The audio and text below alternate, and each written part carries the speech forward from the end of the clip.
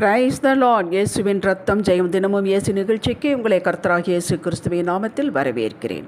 செய்தியின் தலைப்பு: மறைவிலிருந்து பட்டாம்பூச்சியாய் சிறகடித்து வெளியே வருவீர்கள். ஆதார வசனம் சங்கீதம் 27 அதிகாரம் 5வது வசனம். தீங்கு நாளில் அவர் என்னை தமது கூடாரத்தில் மறைத்து என்னை தமது கூடார மறைவிலே ஒளித்து வைத்து என்னை கண்மலையின் மேல் உயர்த்துவார். ஹல்லேலூயா. அதிசயமானவரின் அற்புத பிள்ளைகளே, கர்த்தர் நம்மை உயர்த்துவதற்காகவே நம் வாழ்வில் சில காரியங்களை செய்கிறார். சாதாரண உயர்வு அல்லங்க. மலை மேல் இருக்கிற பட்டணத்தை போல யாருடைய கண்களில் நம்மை பார்த்து ஆச்சரியப்படும் வகையில், பொறாமைப்படும் வகையில், நமக்கு இந்த தெய்வம் வேண்டும் என்று ஆர்வம் கொள்ளும் வகையில் நம் வாழ்வு அமையப் போகிறது. நீங்கள் உலகத்திற்கு வெளிச்சமாயும் பூமிக்கு உப்பாயும் இருக்கிறீர்கள் என்று சொன்னாரே, மத்தேயு 5 அதிகாரம் 13, 14. அவரது நாமத்தினாலே, அவரது தயவினாலே நம்முடைய கொம்பு உயர்கிறது. இதை நான் காண்டாமிருகத்தின் கொம்பை போல உயர்த்துவேன் என்கிறார். அவ்வளவு பலமுள்ளதாக உங்களுடைய என்னுடைய கொம்பு அமையும். கொம்பு என்பது நம்முடைய பேச்சு, செயல், வாழ்வு, நம்முடைய அதிகாரம், அத்தாரிட்டேட்டிவ் பவரை குறிக்கிறது. சங்கீதம் 92:10. நம்முடைய உயர்வு எப்படி இருக்கும் என்று ஆவியானவர் என்னாகும் 24 அதிகாரம் 6, 7, 8 வசனங்களில் பதிவு செய்துள்ளார்.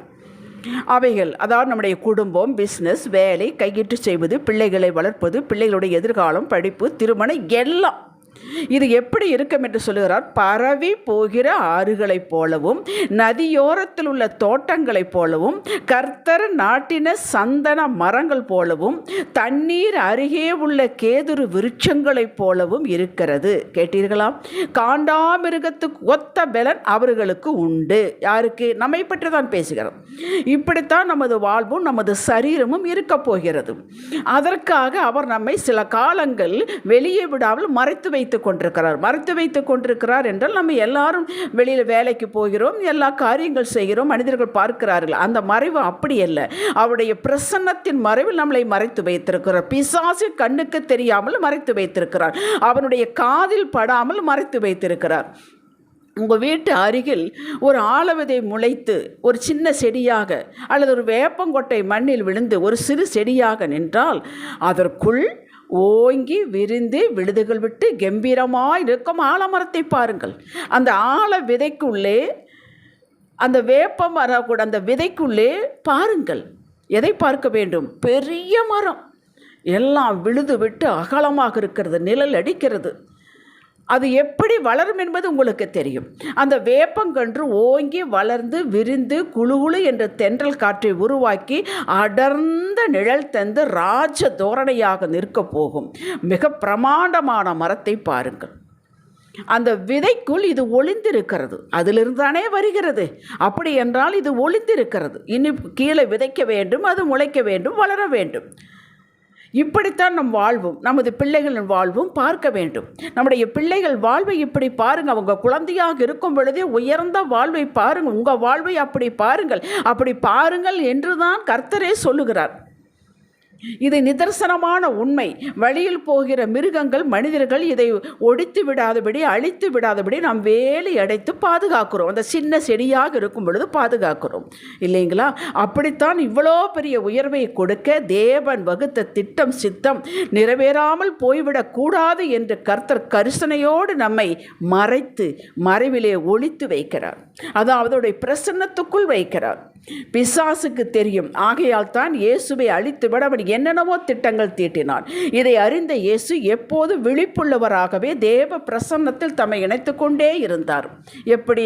அதிகாலை எழுந்து செபித்தார், தனிமையில் தேவனை தேடினார், வாயின் வார்த்தைகளில் கவனமாயிருந்தார். அவரது வாயின் வார்த்தையில் குற்றம் காண அவரை பேச தூண்டினார்கள். நிதானமாக அளவாக பேசினார். நீ பிசாசு பிடித்தவென்று சொன்னபோது, நான் தேவகுமாரன் அல்லவா, எப்படி நீங்கள் இப்படி என்னை சொல்ல துணிந்தீர்கள் என்று அவர் கேள்வி கேட்கவில்லை, எதிர்த்து பேசவில்லை, துக்கப்படவில்லை, அவர் ஏதும் செய்யவில்லை. அழகாக விளக்கம் கொடுத்துவிட்டு ஒதுங்கி போய்விட்டார். ஆம், ஒரு பெரிய உன்னதமான ப்ராஜெக்டை முடித்து கொடுக்க அவர் வந்திருக்கிறார். அதை பீத்தி போட பிசாசு பார்க்கிறான். அவருக்கு அதை இடம் கொடுக்கவில்லை. அப்படித்தாங்க நமக்கும் அதே தான் நமக்கும். இதை திசை திருப்ப, பாதியிலே அழித்துவிட பிசாசு எத்தனை பண்ணுகிறான் என்பது அவருக்கு தெரியும், நமக்கும் தெரிந்திருக்க வேண்டும். அவரை போலவே நாமும் சாட்சியாய் சுகமாய் வளமாய் வாழ்ந்து நம்மை கொண்டு இந்த பூமியில் என்ன செய்து முடிக்க வேண்டும் என்று தேவன் சித்தம் கொண்டிருக்கிறாரோ அதை முடிக்க வேண்டும் என்று ஜாக்கிரதை உள்ளவர்களாய் தினந்தோறும் நாம் அவரது செட்டையின் மறைவில் பிரசன்னத்தில் இருக்கிறோம் என்பதை மறந்துவிடக்கூடாது.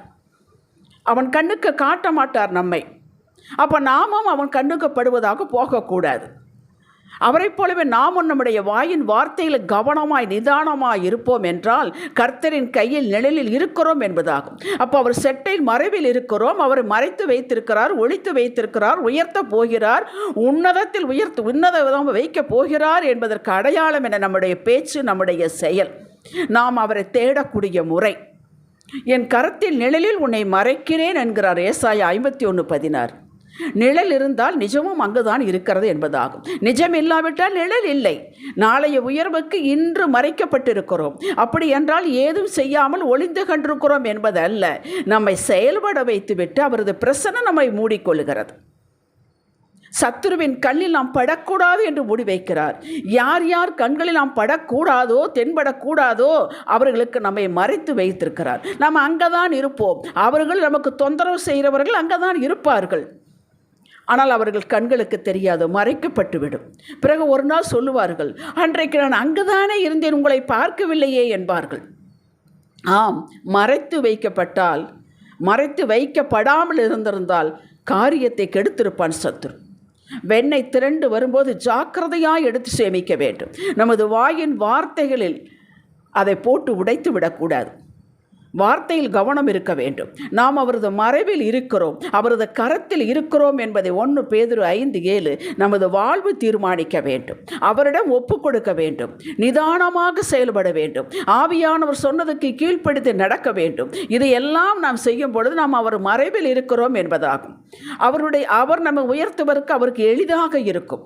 தேவையில்லாத இடத்திற்கு போவது, அவசியமற்ற பேச்சை பேசுவது, காசிப்பிங் செய்வது, வாழ்வை நொந்து கொள்வது, கவலைப்படுவது, முறுமுறுத்தல், பெருமூச்சு விட்டு கொண்டே இருத்தல், இப்படி இருந்தால் அவரது மறைவில் நீங்கள் இல்லை என்பதாகும். உயர்வுக்கு நேராகவும் இல்லை என்பதாகும். இவைகளை தவிர்த்து கர்த்தரின் கண்கள் எப்போது உங்களையே நோக்கி கொண்டிருக்கிறது. அவரது கரம் என் மேல் இருக்கிறது. நான் தினமும் உயர்வடைவேன், இயேசுவோடு இணைந்து வாழவே, பூரணமாக வாழவே அழைக்கப்பட்டிருக்கிறேன் என்பது உங்களது சிந்தையில் இருக்குமானால் தேவ வார்த்தையில் கவனம் வையுங்கள், வேதத்தில் கவனம் வையுங்கள், அவரை துதிப்பதில் ஸ்தோத்திரிப்பதில் கவனம் வையுங்கள், அவரை ஆராதிப்பதில் கவனம் வையுங்கள். கவனம் வேண்டும், நிச்சயமாக வேண்டும். அது முறையாக வேதத்தை வாசிக்க வேண்டும், முறையாக ஒரு நேரத்தை குறித்து கொண்டு அவரை தேட வேண்டும். அது அவரை பிரசன்னம் நம்மளை மூடிக்கொள்ளும். ஹல்லேலூயா. மிகவும் அமைதியாக, சந்தோஷமாக, சமாதானமாக உங்கள் வேலையில் மட்டும் குறியாக இருங்கள். நீங்கள் அவருக்குள் இருக்கிறீர்கள் என்பதாகும். சகித்து கொள்ளுங்கள், ஏற்றுக்கொள்ளுங்கள், பொறுத்து கொள்ளுங்கள். நீர் அவர் செட்டைக்குள் இருக்கிறீர்கள் என்பதாகும். ஹல்லேலூயா. எங்கேயும் போய் என் வாழ்வு, என் பிள்ளைகளின் வாழ்வு எப்படி இருக்கும், தீர்க்க தரிசனம் சொல்லுங்கள், கேட்டு சொல்லுங்கள் என்று கேட்க வேண்டிய அவசியம் இல்லை. உங்களிடமே ஆண்டவர் பேசுவார். உங்களுடைய வாழ்வின் ஸ்டைலே அதுக்கு அடையாளம், அந்த உயர்வுக்கு அடையாளம். அது உங்களுக்கே தெரியும். நீங்கள் அவருடைய மறைவில் இருங்கள், ஏற்ற வேலையில் உயர்த்துவார். அதைத்தான் 1 பேதுரு 5:7, 5:6 சொல்லுகிறது. அதை நீங்கள் வாசித்து பாருங்கள். அடங்கி இருக்க வேண்டும். யாருடைய கையில்? தகப்பனுடைய கையில், இயேசுவின் கையில் நாம் அடங்கி இருக்க வேண்டும். ஏற்ற வேலையில் உயர்த்துவார். அதற்காகத்தான் அவர் நம்மை மறைத்து வைத்து கொண்டார், ஒளித்து வைத்து கொண்டார். தாவீதை உயர்த்தவில்லையா? காடு காடாக, மலையாக திரிந்தான், அதெல்லாம் மறைக்க வைக்கப்பட்டது. யோசேப்பை உயர்த்தவில்லையா? சிறையில் கொண்டு ஒளித்து வைத்திருந்தார், உயர்த்தவில்லையா? அப்படி நீங்கள் இப்பொழுது இருக்கும் நிலை, இப்பொழுது இருக்கும் காரியங்களை பார்த்து உங்களை நீங்களே திட்டமிடாதீர்கள். இது மறைக்க வைக்கப்பட்டது. இதிலிருந்து நீங்கள் புறப்படுவீர்கள், பட்டாம்பூச்சியாய் புறப்படுவீர்கள்.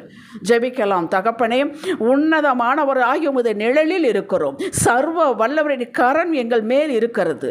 உயர்வுக்கு நேராக நீர் எங்களை செழிப்பிற்கு நேராக, வெற்றிக்கு நேராக நடத்துகிறீர் என்பதை அறிந்து கொண்டோம். அதனால் எங்கள் வாயின் வார்த்தையில் கவனமாக இருப்போம். எங்கள் செயல் மீது நாங்கள் ஜாக்கிரதையாக இருப்போம். உம்முடைய கிருபை எங்களுக்கு போதுமானது தகப்பனே. இயேசுவின் நாமத்தில் பிதாவே, ஆமேன். இன்றைய சிந்தனைக்கு, அடியால் கர்த்தருடைய செட்டையில் மறைவில் இருக்கிறேன், நான் பிரகாசிப்பேன் என்பதை என்னுடைய பேச்சு செயலில் தினமும் காட்டுவேன். ஆமேன். ஹல்லேலூயா.